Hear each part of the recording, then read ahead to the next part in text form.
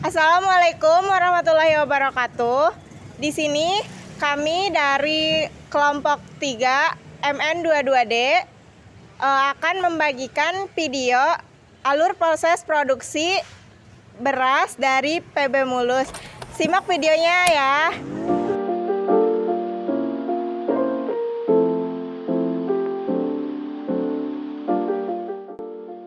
Ini kan air keringin ya? Ya. Nah, tujuan pengeringan ini buat apa sih?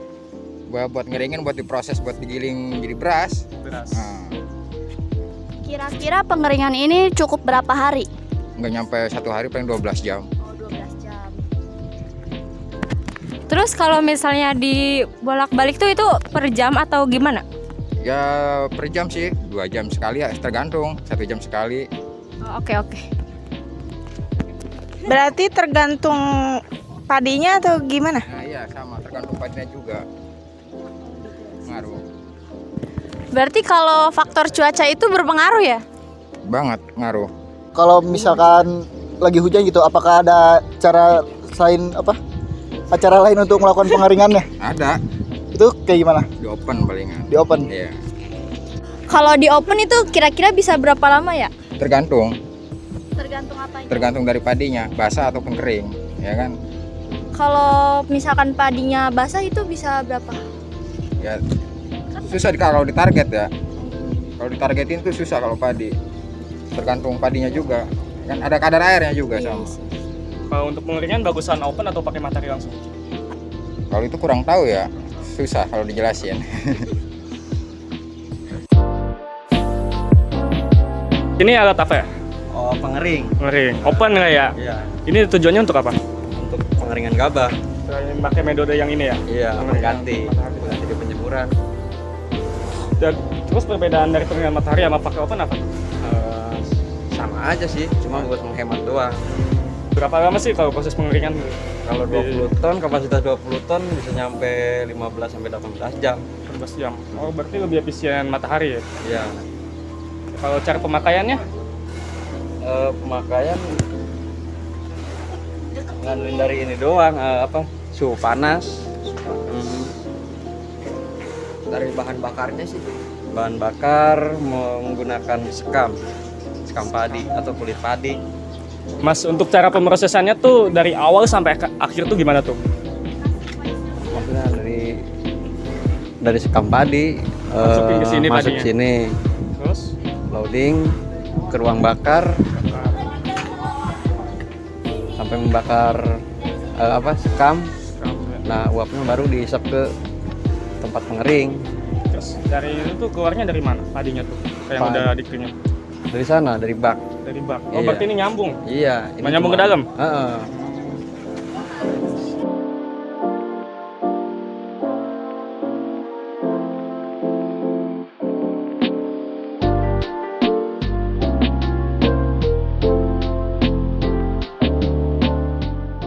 ini tuh proses apa ya? Proses penghalusan sekam padi dari sekam yang masih kasar sampai halus. Ntar buat dikonsumsi buat makanan apa? Ya, jenis campuran pakan dan lain-lain sih. Yang belum dihaluskan yang mana? Nah, ini bahan yang prosesnya ini yang kasar. Terus yang udah lembutnya Nah, ini yang sudah halus. yang itu. Yang udah diproduksi.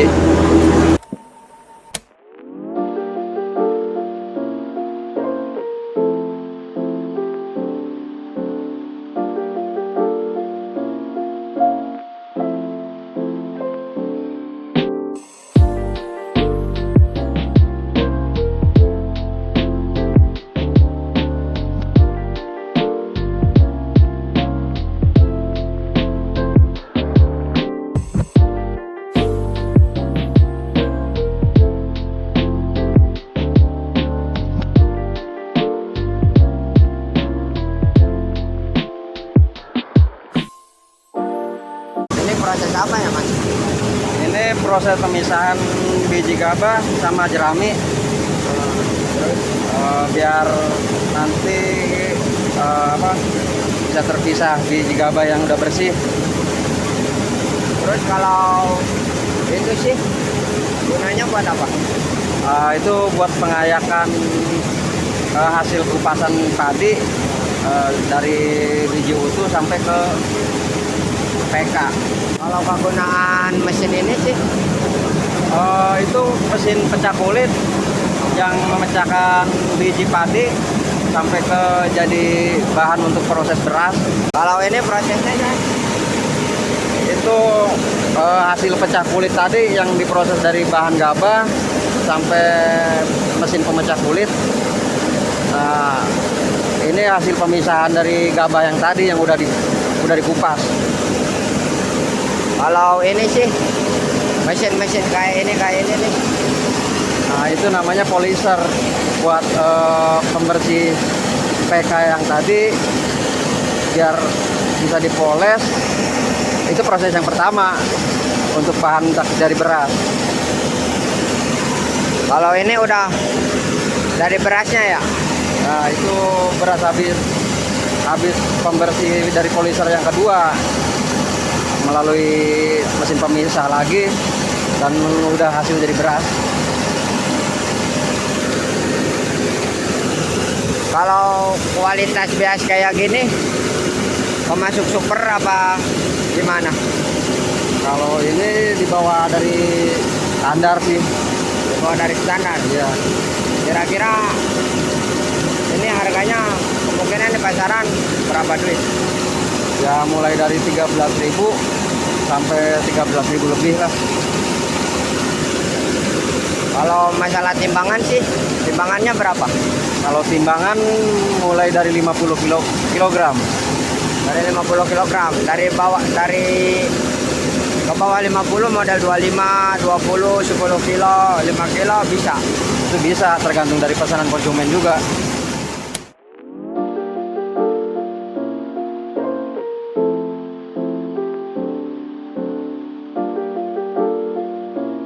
Itu benangnya pakai benang wol apa benang gimana Pak? Benang biasa apa nih? Benang Kayak ngejahit gitu? iya, Bisa ada di pasaran gitu ya? banyak pasaran. Ada jenisnya gitu atau ukurannya nggak? Ukurannya ada, cuman kurang tahu udah dibuang tadi. Berarti kayak banyak di pasaran gitu ya Pak? Nggak harus khusus yang beras gitu ya? Enggak. Banyak jualannya di pasar. Terus kalau satu karung tuh kayak berapa kilonya ditentuin? Iya. Harus 10 kilo Oh, jadi satu karung tuh 10 kilo gitu? keluar. Pak, kalau ini dikirimnya ke Johar aja apa ada ke yang lain? Ada juga sih, nggak ke Johar. Kebanyakan ke luar daerah, Banyak berarti ya? banyak. Ini jenis berasnya banyak atau satu aja? Satu cukup. Satu. Separtai. Oh, separtai. Iya. Mas, kalau untuk operasional dari awal sampai akhir jam berapa tuh? Jam berapa? Mulai produksi paling sekitar jam 6:30 mulai Pagi ya? pagi. Pas selesainya paling yang nggak menentu, kadang-kadang malam jam 7 malam. Oh, berarti tergantung target gitu ya? Iya betul. Ini kan barongan saya. Oke, terima kasih Pak. Iya sama-sama.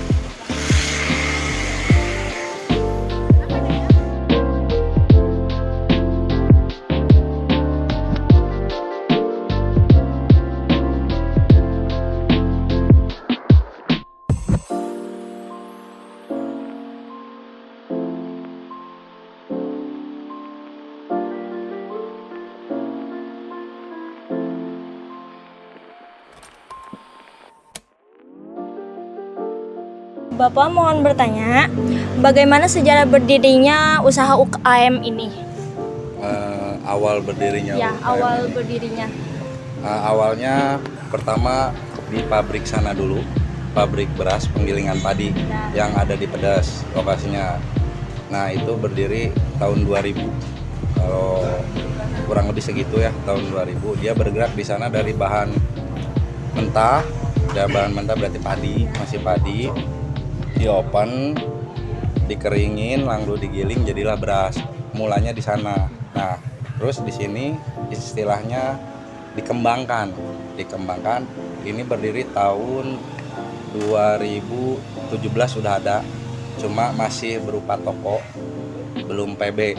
Nah, resmi jadi PB-nya, resmi didaftarinnya di tahun 2019. Di sini berarti produksinya skala kecil ya. Kalau sana dari bahan mentah setengah jadi bahan jadi, kalau di sini dari bahan jadi diolah lagi aja, dikemas. Jadi lebih ke trading kalau di sini. Jual belinya ya di sini. Makasih Bapak. Mangga. Pertanyaan selanjutnya, kendala apa aja yang Bapak hadapi di saat UKM ini berjalan? Oke. Kalau kendala ya banyak ya. Kalau misalkan yang namanya UKM itu rintangan tuh ada aja, pasti ada aja. Terutama kalau sekarang, lagi masa sekarang, kebetulan yang pertama harga bahan baku naik. Sekarang cenderung naik nih. Udah gitu, walaupun kita bergeraknya di komoditinya beras, yang istilahnya bahan pokok kan, tapi untuk sekarang sulit, langka. Di bawah pun kasarnya kita beli padi pun itu rebutan. Jadi problem yang dirasakan sekarang mungkin sebagian besar toko-toko beras ya, harga bahan baku yang tinggi. Itu aja. Apa saja sih keuntungan dalam membuka usaha UMKM ini? Keuntungan dalam membuka usaha UMKM ya. Oke, yang pertama tadi disebutin kan di sana awalnya, di sini berarti istilahnya induk sana, sini anaknya. Yang pertama berarti saat kita bisa ada usaha ini, kita bisa membantu sesama, yang artinya membuka lowongan kerja kan. Ada buruh-buruh kita yang kerja di sini, itu keuntungan yang pertama, sampai membantu. Yang kedua, selain itu kita bergerak di komoditi juga, jadi mempermudah orang-orang juga untuk mencari komoditi, terutama kan beras. Jadi banyak yang cari, tapi dekat gitu kan, lokasinya pun dekat kita. Yang ketiga, saling ngebantu, karena visi misinya kita di sini, satu menjaga kualitas, yang kedua yang paling utamanya menjaga stakeholder, berarti banyak mitra. Itu aja sih.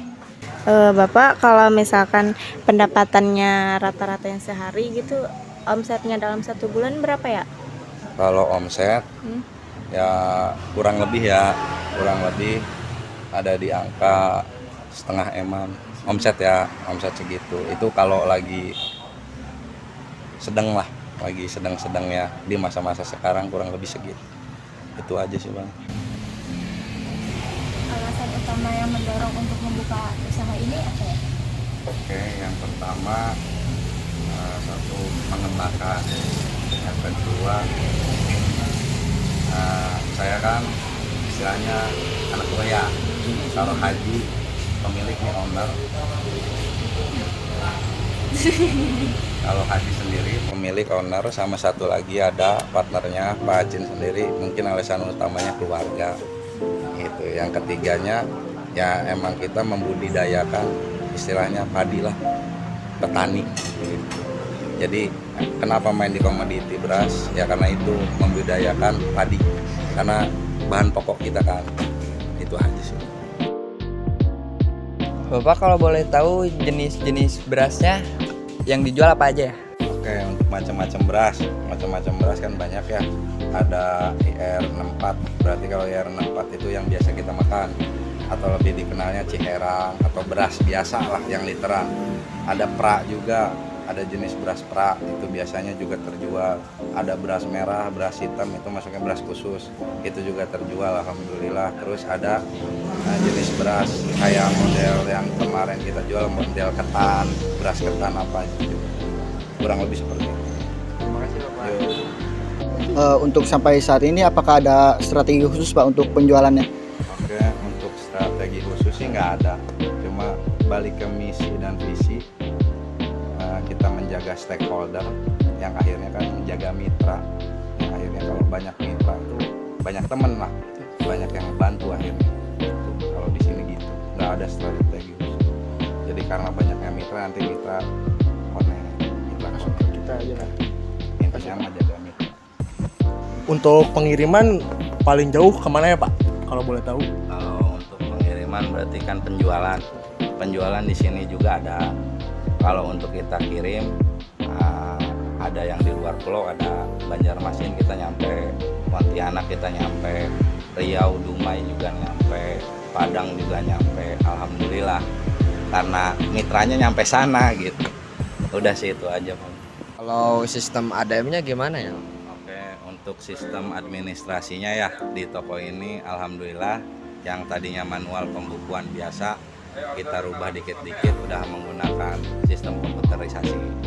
Jadi data aman, safe, database-nya ada. Jadi kita bisa ngelihat rasio penjualan per bulan berapa, tonase jualnya berapa, per hari berapa, gitu. Baik Pak, untuk beras ini pernah ini nggak dikirim ke luar negeri gitu?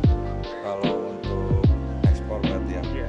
Kalau ekspor kita belum, doain aja biar bisa ekspor. Kalau ekspor belum, tapi paling antar pulau. Dulu kan udah, kalau negeri tuh ya paling Asia dulu ya Pak ya? Nah. Kira-kira di mana tuh? Ya kalau kita ya, kita pengennya yang dekat aja dulu lah. Thailand, Vietnam, Malaysia. Kalau itu impor, mereka ke kita, gitu. Kalau kita belum ke sana. Oke.